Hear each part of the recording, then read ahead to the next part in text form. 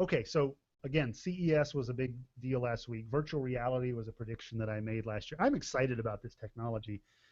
You're seeing more and more examples of VR. I think I mentioned Samsung. They have their I don't know what's the brand name or the model name of their Samsung is the Gear VR, I Gear. believe. That's right, and it goes along with their phones. Right. But it's basically bringing, the first taste of virtual reality to a lot of people. The first Mhm. time you put on a pair of those goggles, it's kind of like an eye-opening. I mean, no pun intended, but it's like Yeah. an eye-opening experience to see that for the first time. When you see augmented reality, where you Mhm. see like somebody holds up a little card, and all of Mhm. a sudden a little dinosaur or a little car is on rotating on top of that card.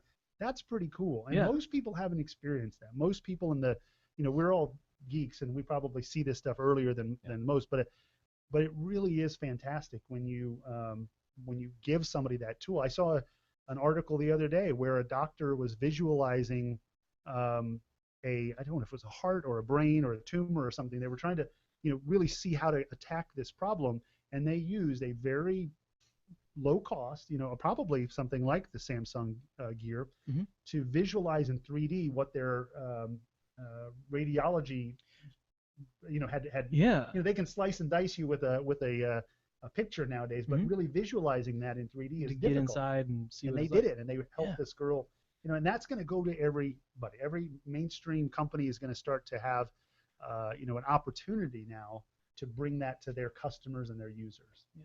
Well, it's actually Google Cardboard has like Google the Card. most interesting, and I think That's right.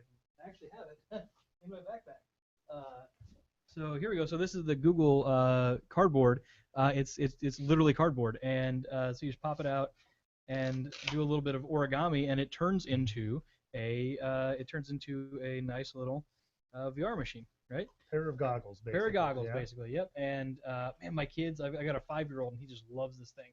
But hey, you just put it on, and you look really silly, but you can see what's going Yeah. on. And I actually heard today that Lowe's has one of these dispensers in Hmm. their store, Wow. and in some of their stores, not all of them obviously, but they are selling cardboard so that people can go in and say, I would like to have these cabinets in my kitchen. Okay, let's see what it's going to look like in my kitchen, and look around and see what Right. that space is going to be. So, I mean, yeah, Yeah, that's there's a, pretty there's a crazy. company here in San Antonio that's building a set of goggles that are similar. It's a company called Merge Yeah, VR, and they're yeah, based down at Geekdom downtown. And they're really, there's going to be a ton of these. The most famous, right, the one absolutely. that just literally launched officially last week. Mhm. That thing is going to. That's for the higher end of the spectrum. It's expensive. You got to have a machine that's Hmm. really powerful.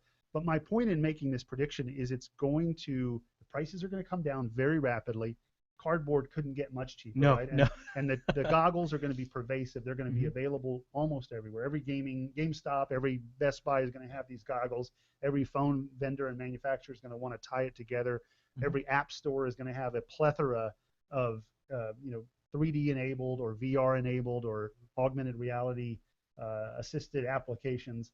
And I think it's kind of going to really hit mainstream if it doesn't go the way of 3D televisions, which kind of went kind of like well, it's a gimmick, but it's not really for me. But I don't think that's the case. I think this is more of a useful tool. It's something that gives you an experience that you can't get any other Right. way. It's not just making it a little bit better. It's making it a lot better in many cases. So Well, I think just augmented reality is enough to really go uh, above and beyond in being useful. I mean, for training, to be able to mhm. bring someone else into a situation, I could see AutoZone or O'Reilly's or whoever having car great training for car the repair. car Like, repair manuals, the Chilton manual, That'd be great. they go into your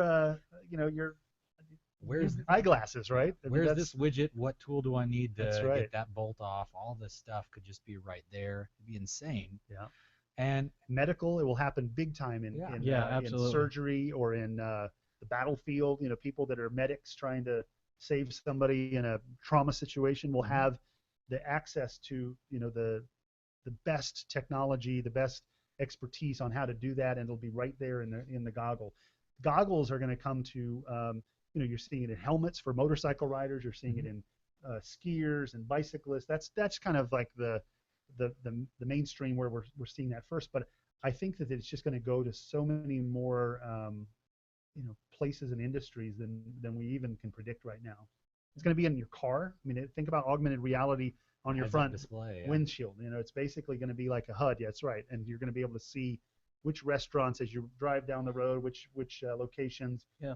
You're going to be able to get data about potentially other drivers. If you're friends with somebody like on Waze, the Waze app where you're friends with, that could potentially be something where you could see people on the road that are also users of Waze. That'd be pretty cool, right?